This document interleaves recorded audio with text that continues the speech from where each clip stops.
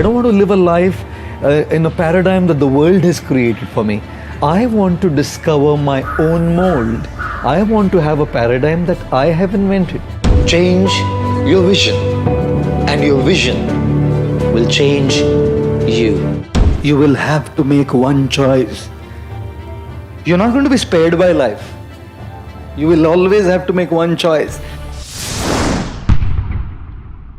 Need motivation? Watch a top 10 with Believe Nation. What's up? It's Evan. My one word is believe, and I believe in you. I believe you have Michael Jordan level talent at something, and I want you to find it, embrace it, and use it to make a difference. So let's get your motivation to a 10 and get you believing in you. Grab a snack and chew in today's lessons from a man who went from being an electrical engineer at Hewlett Packard to leaving his job, becoming a monk and a life coach, and now inspiring millions of people around the world. He's Gaur Gopal Das. And here's my take on his top 10 rules of success, volume 3.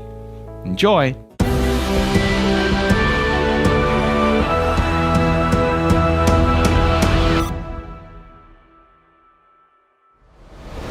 Okay, let's kick it off with rule number 1. Get up and start running. अगर आप जीवन में यशस्वी होना चाहते हो, अगर आप जीवन में सक्सेस प्राप्त करना चाहते हो, तो मेहनत करनी पड़ती है, दृढ़ता से जीना पड़ता है, डिटर्मिनेशन से जीना पड़ता है, धीरज रखना पड़ता है, पेशेंट बनना पड़ता है। और यदि इन सब का पालन भी करो, तब भी कई बार जीवन में चुनौतियां आती है, चैलेंजेस आती है, हम फेल हो जाते हैं, हम गिर जाते हैं और निराश हो जाते हैं। सक्सेस का, यश का सबसे बड़ा शत्रु है निराशा। यदि निराश हो जाओगे तो सब कुछ खो बैठोगे। जब भी निराश हो जाओ ना, तो बस माँ जिराफ को याद कर लेना।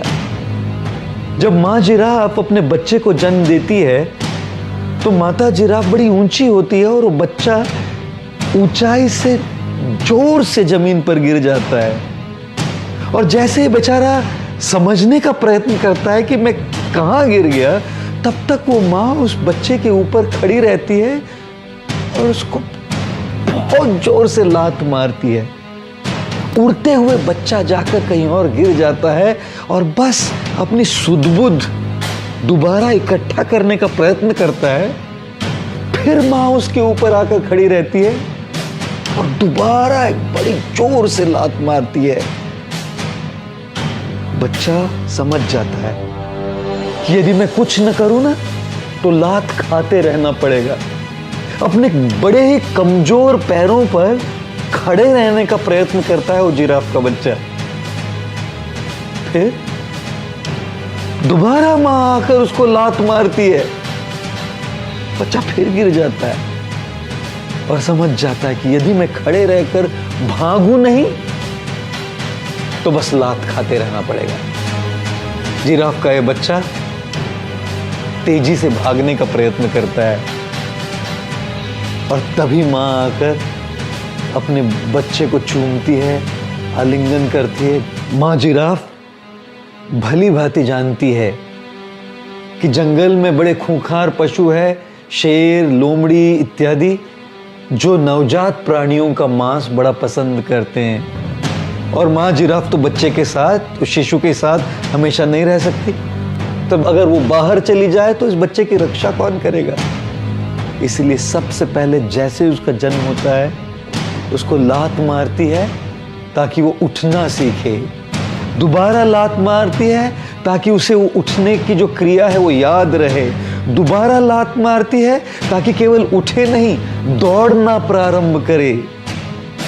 जीवन में कई बार चुनौतियां आएंगी, चैलेंजेस आएंगे और हम गिरेंगे, हम फेल होंगे, लेकिन मां जिराफ और उसके बच्चे को याद कर लेना चाहिए। जब भी चुनौतियां आए, जब भी चैलेंजेस आए, जितनी बार भी आप गिरो, उठना सीखो। उस बच्चे से उठना सीखो, उठ के खड़े रहना सीखो, खड़े रह के भागना सीखो। अगर उठोगे, खड़े रहोगे, भागना सीखोगे, तब यश, सक्सेस के ऊंचे से ऊंचे शिखर पर पहुंचना सीखोगे। Rule number 2, find the right balance. In the world out there today, people have a wrong idea of success. people think success means achievement. And people think success means having all what the world is promoting to you. So the more you have, the more successful you are and the more happier you are. That's a completely wrong idea of success that people have. Now, when you're wanting to achieve and you're wanting to get the best and you're wanting to get there all the time, obviously you have to work hard. Loads of people are putting in 14, 16, 18 hours of work, not prioritizing their health, not prioritizing their hobbies, not prioritizing their family, not prioritizing their spirituality, not prioritizing their unwinding themselves. But how much do you prioritize? There's so many things seeking your attention. Correct. Is there a risk of people spreading themselves too thin, and how do you figure that out? How do you fix that? I don't think so. It's a question of spreading yourself out. I think it's a question of finding the right balance. Irritability and lack of satisfaction is an outcome of a life out of balance.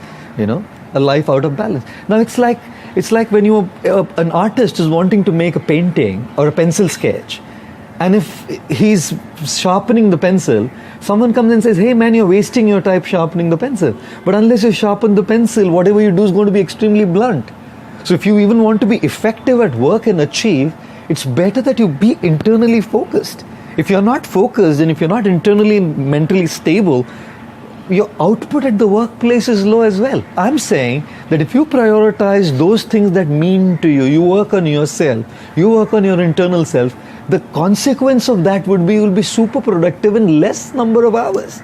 People are taking much longer to do something that they could have done in much shorter amount of time because they're distracted, they're not focused, they're not together internally. What you're saying is very simple, but it's not easy. Absolutely. So let's cut to the chase. Sure. Give it all to our viewers. A few practical solutions to continue to focus on oneself and not be distracted by the noise that there are. Some Correct. practical solutions. Correct. Number one, start taking an inventory regularly. Okay. Don't just go with the flow. If you're not even paying attention to, if you're not even cognizant, if you're not even identifying those areas, you're not going to work on them. So first identify that I need to work on this. Understand that this is a priority. Step two is regularly take time out. If you don't take a break, you're simply leading to a breakdown. Okay. A break is going to help you get to a breakthrough, but a lack of break is going to get you to a breakdown. If you have ever read the book The Monk Who Sold His Ferrari, it's a guy who's working, achieving, putting his 200% and gets a cardiac arrest at a young age in the courtroom. What is it all about? You've achieved everything and you're a massive failure because you couldn't work on your life. So two is take a break. Now you might say, man, I'm really busy. How am I going to take a break? Which basically means you've not got it right. If you can't take a break, you're leading to a breakdown. Prioritize that break so you can achieve a breakthrough. Yeah. I know breaks are not easy. Even me, my life is 150 to 200, sometimes 250 flights a year. Exactly. That's how much I travel. How do you take a break? I've learned the art of unwinding on the go. How do you do that? You have to do it on the go. Prioritize it. Listen to your favorite music. Read your favorite book. Eat your favorite food. Meditate while you're on the go. Sit there. Unwind yourself. Learn the art of cutting off from the surroundings while you're sitting in the car driving back home. You're sitting on a 17 hours flight to New York. What are you going to do all those 17 hours? Learn the art of cutting off from the surroundings and going within. I do that. Rule number 3, see challenges as opportunities. December 10th, 1914. There was a massive explosion in West Orange, New Jersey, United States of America. 10 buildings in a factory owned by the legendary inventor Thomas Edison were engulfed by flames. 6 to 8 fire departments rushed to the scene but could not curb the chemical-fueled inferno.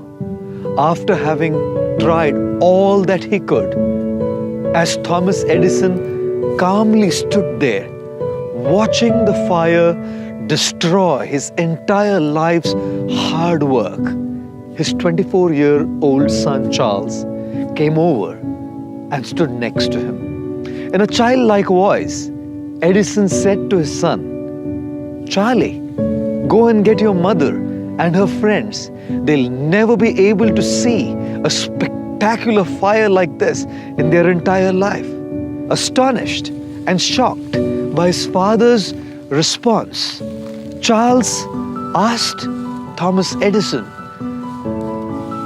"Our entire factory is being burnt down to ashes, Dad." Thomas Edison replied in complete composure, "Yes, our factory is being burnt down to ashes. But all the mistakes we have made so far in the factory have also been burnt down to ashes. We will start all over again tomorrow." That evening, Thomas Edison told a New York Times reporter, "Although I'm 67 years old and I'm completely exhausted from running around and trying to control the fire, tomorrow I'll start all over again, afresh." And so he did. The next day was a fresh beginning for Thomas Edison and his son Charles in trying to rebuild what had been destroyed by the fire. Often, this is what life does unto us. Our dreams are shattered, our hopes broken, efforts baffled. Great people, they don't cry. They try to rebuild their dreams. Great people don't give up, live up to the challenges that life throws at them. Great people don't go through, they grow through the difficulties that come on their path. They start all over again with great hope, with great determination, with great grit. And that is why they reach the highest peaks of success that most people only aspire for. That is why I say, no challenges, no success. No challenges, no success. Rule number 4, go beyond the obvious.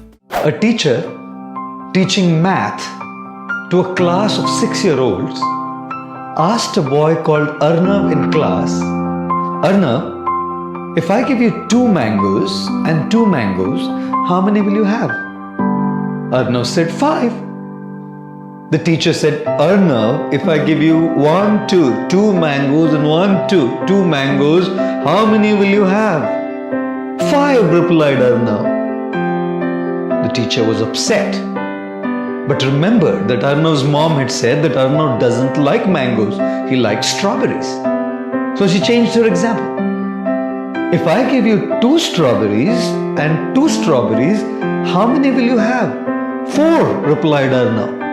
Oh, the teacher was pleased by the change of strategy. Just to confirm that Arnav had understood his math right, she asked Arnav again, "Arnav, if I give you 2 mangoes and 2 mangoes, how many will you have?" Arnav replied 5. The teacher was now annoyed. How can 2 and 2 strawberries be 4 and 2 and 2 mangoes be 5? Arnav replied, "I already have 1 mango in my bag, madam." Who was right? Was the teacher wrong? No, because 2 plus 2 is 4. Was Arnav wrong? No, because 2 plus 2 is 4 and 1 mango in my bag makes it 5. Isn't it a fact that all kinds of conflicts come because of the gap between technical rightness and practical rightness? The teacher was technically right. Technical rightness means to see the obvious. Technical rightness means to see what is visible. And Arnav was practically right. Practical rightness means to see beyond the obvious. Practical rightness means to see beyond what is visibly seen. Practical rightness means to see the hidden mango. Ladies and gentlemen, very often all our conflicts come because of the gap between the technical and practical rightness. The next time you see someone not fit into your definition of what is technically right, please do not be judgmental. Go beyond the obvious, go beyond the seen, and try to look for the hidden mango, which will truly help you understand the person and resolve the conflicting situation that you are in. Rule number 5, break the mold. When you're wanting to do something out of the box, there's always going to be opposition from a society where parents want you to subscribe to a certain things, a settled job, a settled life in terms of family, and you're thinking completely out of the box. As soon as you want to do something out of the box, you're going to have to face challenges from the family side. After a while, however, when my family saw where I was reaching, how I was impacting people's lives, how I was really able to make a difference in the world, they accepted it very well. And I feel in terms of coping up with the challenges of how my friends have moved on in the industry, I think it's a question of self-discovery. I hate being a part of a mold that the world created for me. I don't want to subscribe to the mold that the world creates for you. I don't want to live a life in a paradigm that the world has created for me. I want to discover my own mold. I want to have a paradigm that I have invented. Only when you discover yourself, only when you live a life for what you are created, is when you feel happy, satisfied. Not just happy and satisfied, you're super effective. Even in the corporate world today, loads of people are just living a life which they're not created for because it pays the bucks. And why do they need the bucks? To pay the taxes, to pay the bills, to pay the mortgages. But they're not living a life of what they are created for. So it's basically kind of, fitting in just because it pays you. But I decided I don't want to fit in. So when I saw others moving on, my friends, my colleagues moving on high up, I really did not feel insecure at all because I didn't want to fit in, to be someone else. I wanted to find myself, discover myself. Because as soon as you are successful in your self-discovery, man, you're effective and completely satisfied. Rule number 6, change your vision. A little boy once came running to his mother and asked her, "What are you doing, Mom?" She replied, "I'm making a beautiful embroidered design on this nice cloth." The little boy looked up to the cloth securely held in the wooden ring, the hoop, and complained, "A design? All I can see is just some colored threads, yellow, blue, red, black, pink, all tangled up, all messed up into each other, all complication, and you call it a design?" The mother picked up the little boy, put him on her lap, and said to him, "Now look at it, my son." And the boy saw a beautiful design, an incredible pattern, a systematic plan and a layout evolving on this cloth. The mother said to the boy, "When you look at the cloth from your side, all you see is a mess. When you look at the cloth from my side, all you see is a beautiful design, a pattern, a plan." Ladies and gentlemen, when we go through the helpless, overwhelming challenges in our life for no fault of ours or no fault of anybody else, and we cannot do anything to sort it out, if we see and look at it from our point of view, all we see is a mess. All we see is situations and events tangled up and jumbled up to create that mess. But when we look at the same situation from life's point of view, from God's point of view, we see a beautiful design, a pattern, a plan evolving in our life. In fact, for a beautiful design of embroidery to happen on one side, you cannot avoid the mess on the other side. And it's not just the nature of embroidery. such is the nature of life as well. This outlook actually gives us a very deep sense of inner strength and fortitude to face such helpless, overwhelming challenges in our life. Thus I say, change your vision, and your vision will change you. Rule number 7, make informed and transformed decisions. Where we are put in many complicated situations, I want to offer all of you a very powerful tool, a very simple one. When you're talking about making a choice, weigh the consequences and just decide which of the two consequences you are okay to bear. Moral dilemmas are easy to solve because moral dilemmas are between good and bad.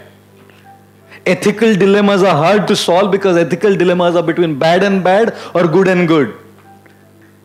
Remember this always. You will have to make one choice.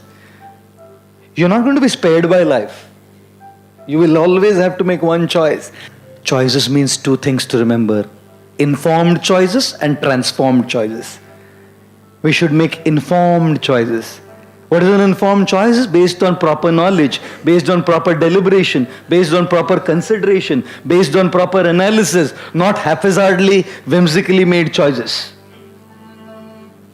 And what is transformed choices?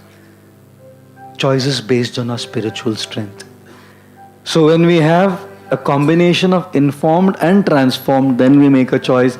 Because informed, we know what to do, but we can't do it. And thus we definitely need to make transformed choices. And therefore they say, an intelligent person will open your mind. A handsome person will open your eyes. Aakh khul jata na, अरे कितना handsome है. But a gentleman will open your heart. You know? A gentleman will open your heart. And what to speak of an intelligent, handsome gentleman, this is what I appeal to all of you. Become an intelligent, handsome gentleman. Rule number 8, fix your life first. What did you do to be who you are right now? Yeah, I think if you are on an airline and on a flight, the cabin crew will come and announce that if there be a lack of oxygen supply in the cabin, masks will come from the panel above your head, secure them normally and breathe normally, and make sure your mask is in place before you assist and help others. Exactly. So you truly cannot help others unless you are yourself in place. And when we talk about putting your life in place, like my personal life in place, I feel there is a great need to give that priority to fix your life. So yes, there were challenges, moving from being a HP engineer to a lifestyle engineer, moving from being a pampered son to a monk, moving from living in comfort to living in meager facilities in the ashram, in the monastery. There were challenges, but these were all external challenges. Mm-hmm. The internal challenges were, am I missing out? You're out there. If I out there, you would probably be really elevated to a very high position in the industry.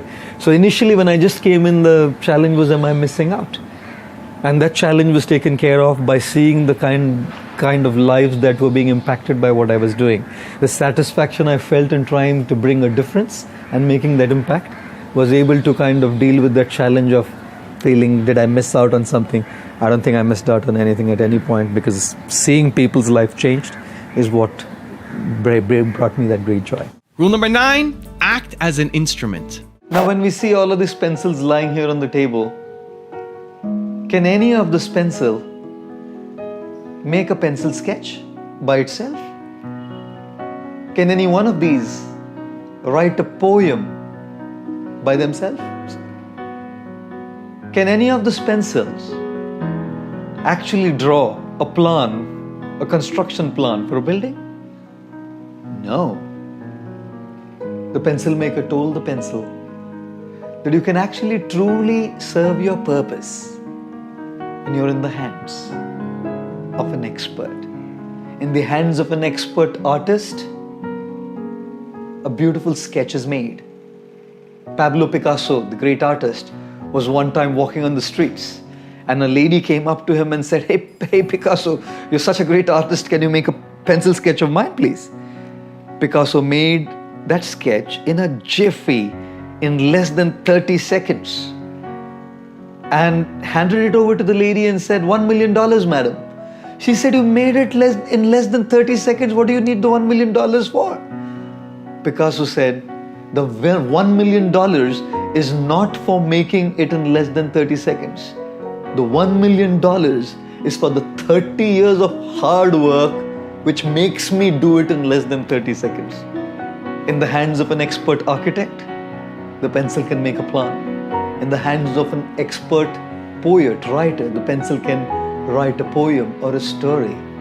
Yes, ladies and gentlemen, when we act as instruments, like this pencil, in the hands of God, in the hands of our teachers, our gurus, our mentors, our experienced, trustworthy guides, truly, we will be able to make an incredible impact on the world, regardless of who we are and what color we are of. And rule number 10, the last one before a very special bonus clip, is let your choices define you. एक बार एक माँ अपने बेटे को सवेरे सवेरे school जाने के लिए जगा रही थी और बेटे ने स्कूल जाने से साफ इनकार कर दिया। आप तो जानते हैं कि जब भी हमारे माता पिता हमको स्कूल जाने के लिए जगाया करते थे तो हम किसी न किसी प्रकार का बहाना दे दिया करते थे। कभी पेट में दर्द होता था तो कभी पीठ में दर्द, कभी सर में दर्द तो कभी बुखार आ जाता था। तब जब इस बेटे को जगाया गया तब माँ ने बेटे से कहा कि तुम मुझे 2 कारण दो, तुम स्कूल क्यों नहीं जाना चाहते? बेटे ने कहा, पहला कारण, क्योंकि सारे टीचर्स मुझसे नफरत करती हैं, और दूसरा कारण, सारे विद्यार्थी, सारे स्टूडेंट्स भी मुझसे नफरत करते हैं। माँ ने कहा, स्कूल तो तुमको जरूर जाना पड़ेगा। तो बेटे ने माँ से कहा, तुम मुझे 2 कारण दो कि मैं स्कूल क्यों जाऊं? माँ ने कहा, पहला कारण, क्योंकि तुम 52 साल के हो, और दूसरा कारण, क्योंकि तुम स्कूल के हेडमास्टर हो। अब चाहे हमको स्कूल जाना अच्छा लगे या नहीं लगे, आप सबको याद होगा कि जब भी स्कूल का पहला दिन होता था तो हमें बड़ा उत्साह भर जाता था। नए जूते, नई यूनिफॉर्म, नई स्कूल बैग, नई किताबें और एक नई नोटबुक, एक नई कॉपी भी हमको मिल जाती थी। जीवन में भी हर वर्ष, हर साल हमको एक कॉपी, एक नोटबुक मिलती है। 365 पन्नों वाली नोटबुक हर साल हमको दी जाती है। पिछले साल 2017 में आप विचार कीजिए कि इन पेजेस पर, इन पन्नों पर आपने क्या लिखा। इस पन्नों पर कई चैप्टर्स रहे हैं। कुछ आपके रिलेशनशिप संबंधों के चैप्टर, कुछ आपके प्रोफेशनल लाइफ के चैप्टर्स, कुछ आपके निजी सेहत, हेल्थ के चैप्टर्स, और कुछ आपके आध्यात्मिक जीवन, स्पिरिचुअल लाइफ के चैप्टर्स। अलग अलग प्रकार के चैप्टर्स हमने पिछले साल के 2017 की 365 वाली पन्नों की नोटबुक में लिखे हैं। कुछ चैप्टर्स बड़ी अच्छी हैंडराइटिंग में लिखे गए और कुछ चैप्टर्स जंजाल बना दिया हमने उसका। कुछ दिन हमारे संबंधों में कुछ कहने से, कुछ करने से जंजाल बन गया। हमारे प्रोफेशनल लाइफ में हमने कुछ चैप्टर जंजाल बनाकर रख दिए। खुशखबर तो ये है कि 2018 की जो एक नोटबुक हमको मिली है, इसका हर पन्ना, हर पृष्ठ, हर पेज खाली है। और अब ये हमारी चॉइस है कि हम इन पन्नों पर अपने जो संबंधों के चैप्टर, सेहत के चैप्टर, प्रोफेशनल लाइफ के चैप्टर, अपने आध्यात्मिक जीवन के चैप्टर, अपने मानसिक संतुलन के चैप्टर कैसी हैंडराइटिंग में लिखे। अच्छी हैंडराइटिंग में एक जंजाल बनाकर रख दे। और इसीलिए जैसे भी हम चॉइस करेंगे उसी प्रकार का हमारा जीवन का अनुभव होगा। Now, I've got a really special bonus clip from Gaurav Gopal Das on how to smile that I think you're really going to enjoy. But before that, I want to know, what did you learn from this video? Of all the nuggets of wisdom that were dropped in this video, which one resonated the most with you? What change you now need to make in your life, your business? Leave it down in the comments below. When you write it down, it's much more likely to stick. So hit up the comments. Thank you guys so much for watching. I believe in you. I hope you continue to believe in yourself, and whatever your one word is. Much love. I'll see you soon, and enjoy the bonus clip. How many of you smile? Of course you smile. I'll tell you a nice one. Sorry. One guy, vernacular Maharashtrian student. He was in school and teacher's teaching English. And the teacher's teaching how to count numbers. He wrote numbers on the chalkboard. And on the chalkboard, after writing the numbers, he said, "Pado." तो बोलता है, this guy says, "Shevanti, tu yeti, yeti nai, nai ta nai." So the teacher said, "What did I say?"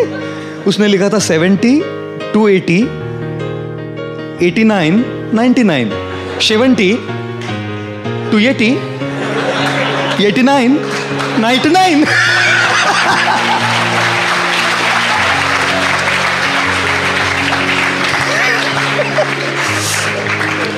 There was a Maharashtrian student studying in a vernacular school. So the teacher was teaching numbers and he wrote on the board numbers and he said, "Read." He said, "Shevanti, yeti tu, yeti nai, nai ta nai." There was a student in school, Maharashtrian teacher, and the teacher wrote numbers on the thing, and the teacher was saying, "Read." So he said, "Shevanti, yeti tu, yeti nai, nai ta nai." I'm telling you the same joke again, isn't it? Do you laugh on the same joke again? No. After a while, if I tell you, you'll say, "Kuch to gadbad hai inka." What is he saying? The same thing. He's gone in the repeat mode in a loop. What is he saying? We don't laugh on the same joke again. Why do we cry on the same problem again?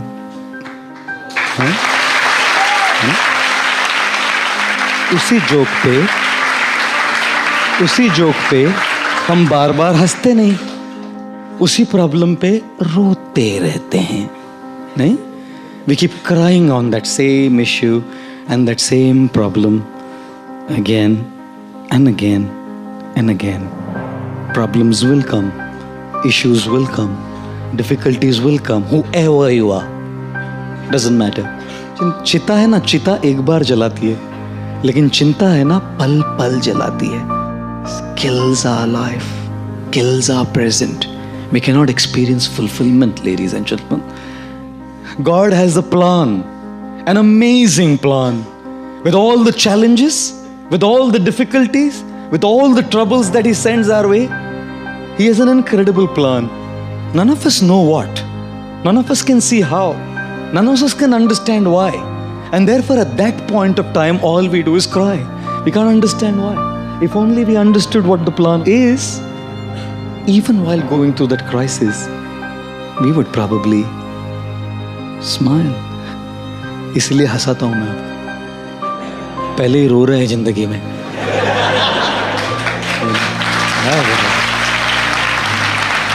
Have a smile on the face. His Holiness Radhanath Swami, he says, "Do not take this material world so seriously, because it's always changing. Something that you take so seriously today is going to change tomorrow. उसको लेकर बैठो मत, हंसो, smile." So let me give you the one word secret to happiness. One word. This is all you need to be happy. The most important word ever. If you had to think of one word that's most important to you, or that sums you up, or that would be kind of like a little beacon. If you want another amazing video highlighting excellence in the Indian community, check it out right there next to me. I think you'll enjoy it. Continue to believe, and I'll see you there.